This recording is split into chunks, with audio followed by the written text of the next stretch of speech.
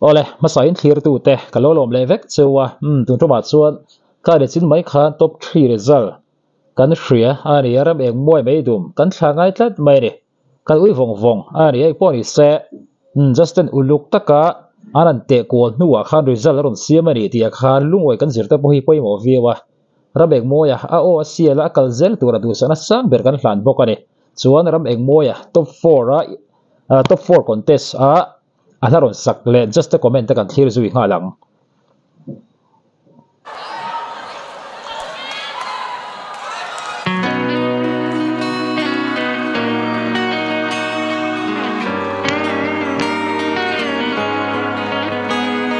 buat lakar dan aron sa hanal vong vong khop maya ngai thang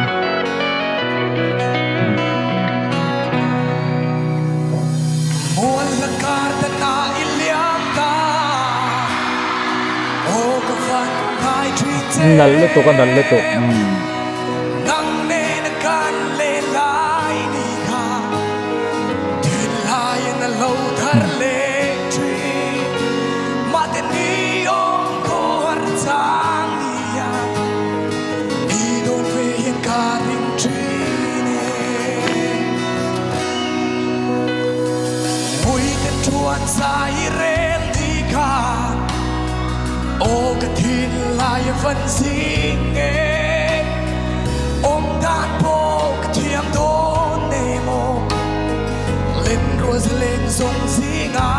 ya lai ni eng ngoi chuan sai ren ka o ka tin lai na chang ren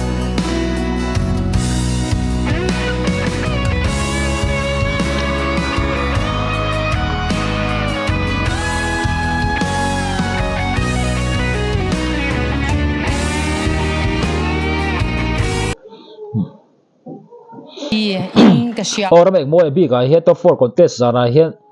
azalai kha om tluan lo thlat mai kan video ma sapo karon da kha ni eng poni se just a comment a poimo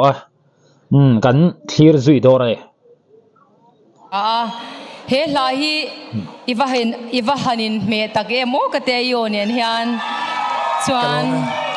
zual zel si ti laya I opek dan te kha awahan moi o kham phei deu vatu chia si lo mo tu te scooter chong kong sira mo deu top ang ni chia si lo ang deu khan a kham phei deu khan o ma tu si lo khan amoi tu ri su ti han kong kwal lak dan te khamo I o kong kwal lak dan te kha ikat moi ke ti na ni chu zual zel si lai kha I sanal khop mai ma sa ai chuan anal lutuk te ha kan sai du ni Kalome pole Di kan la scooty trong nei kan no memo kan just sing ayan.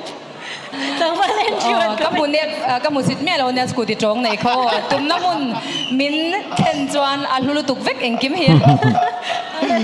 Andrew thấp thầu sẽ có Andrew tụi nó mi khai phát soi chân kia à cái mà gì em vì cái sợi tổ lạc lò sẽ cái sợi tăng mấy ngô môi môi ilap pakhat da kha chuan min ti lau thonga la pani da he min van ti lom ve Kalome I mentor dan he gut beng le lok de mentor dan so Kalome Zarina Christopher Alrin fella la iron sa Anh tin nghe ô môi môi hết rồi sặc chuông ô tí cái lâu ngày tua râu lại môi môi thiềm na ô tham chèl chang chèl á thiềm na rồi vọt chuộc xì khăn đi rồi sặc chuộc lẽ giờ đi là hiền ít nè số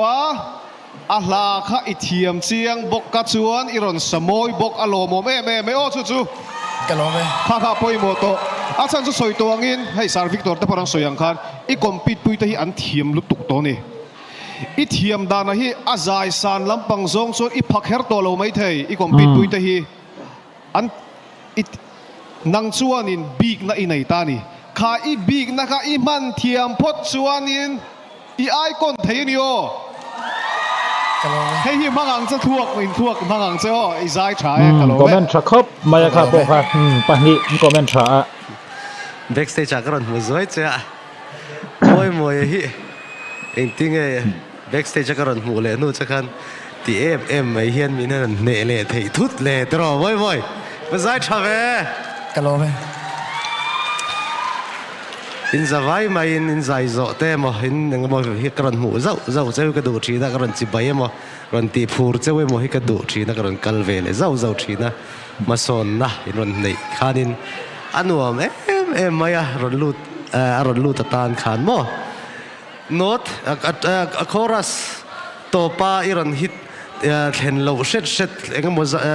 chang zau om ti lo ka chon moi is such a maya makati chumo ti hian ka ngai tha I midang tam tak artistic view atanga ngai tu lem lowa thir lem lo tan chuan a ne om to mai thei I o te po an lo ne mai thei ma se mo ti hian sayang tu na mi kha voi tam tak voi sang tam tak sato angin ka ngai thei che eng wange Kalau ve. ita ai siam zel at ne ta joi ne om don ma se at ne mia lo nang ma ngai na tu tan le nang ma that na lai shet du tat she phak ka tilawang she du tan chuan moi artist thatak zu iwan ni tak e Kalau ve. imo hey